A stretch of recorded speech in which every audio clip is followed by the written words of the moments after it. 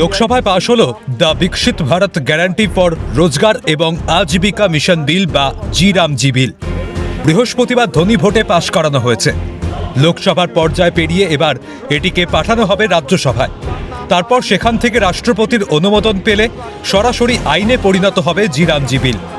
এদিকে লোকসভায় এই বিলটি পাশ হওয়ার পর সংসদ চত্বরে গান্ধী মূর্তির পাদদেশে প্ল্যাকার্ড হাতে ধর্ণা দেন তৃণমূলের সাংসদরা। অন্যদিকে বৃহস্পতিবার রাজ্যসভায় এই বিলের তীব্র বিরোধিতা করে বক্তব্য রাখেন তৃণমূল সাংসদ ঋতব্রত বন্দ্যোপাধ্যায়। তার অভিযোগ, নির্বাচনে হারের হতাশা থেকে বাংলার প্রাপ্য টাকা আটকে রাখা হয়েছে। নরেন্দ্র মোদী গত 6টা নির্বাচনে বাংলায় আপনারা আমাদের হারাতে পারেননি। সেই যে হতাশা, বাংলায় নির্বাচনে না জিততে পারার হতাশা থেকে আপনারা আমাদের টাকা আটকে রেখেছেন, বাংলার মানুষকে ভাতে মারতে চাইছেন। এটা আমাদের হকের টাকা, প্রাপ্য টাকা, ন্যায্য টাকা, কোনো দয়ার টাকা নয়, দাক্ষিণ্যের টাকা নয়, ভিক্ষার টাকা নয়। এটা কারুর পারিবারিক সম্পত্তি নয়, বাংলার মানুষের টাকা। এটাকে আপনারা আটকে রেখেছেন। অভিযোগের সুরে ঋতব্রত বলেন, নয়া বিল অনুযায়ী রাজ্যকে খরচ করতে হবে 40% অর্থ।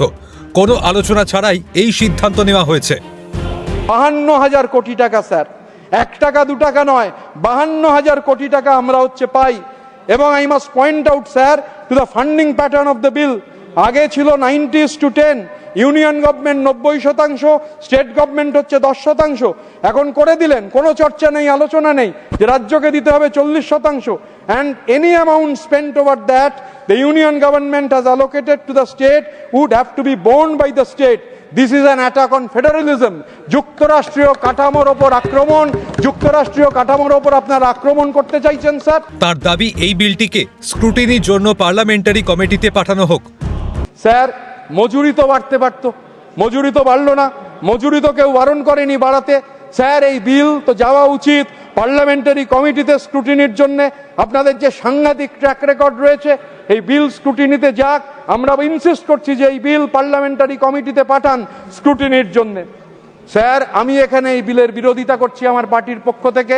আর মমতা বন্দ্যোপাধ্যায়, অভিষেক বন্দ্যোপাধ্যায়ের নেতৃত্বে বাংলার মানুষ বাংলার পথে প্রান্তরের বিরোধিতা করবেন।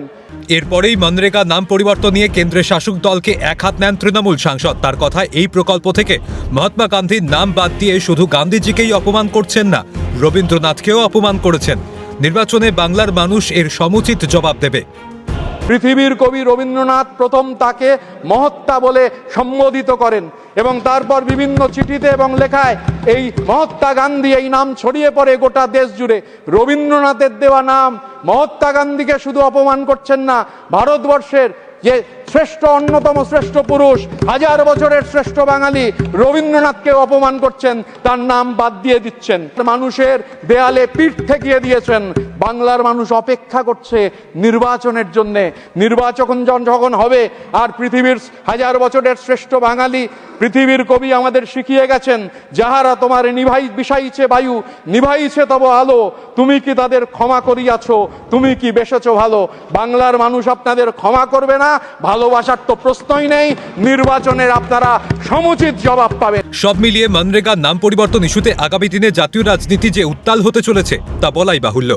ইন্দ্রাণী দাশগুপ্তের রিপোর্ট, ক্যালকাটা নিউজ।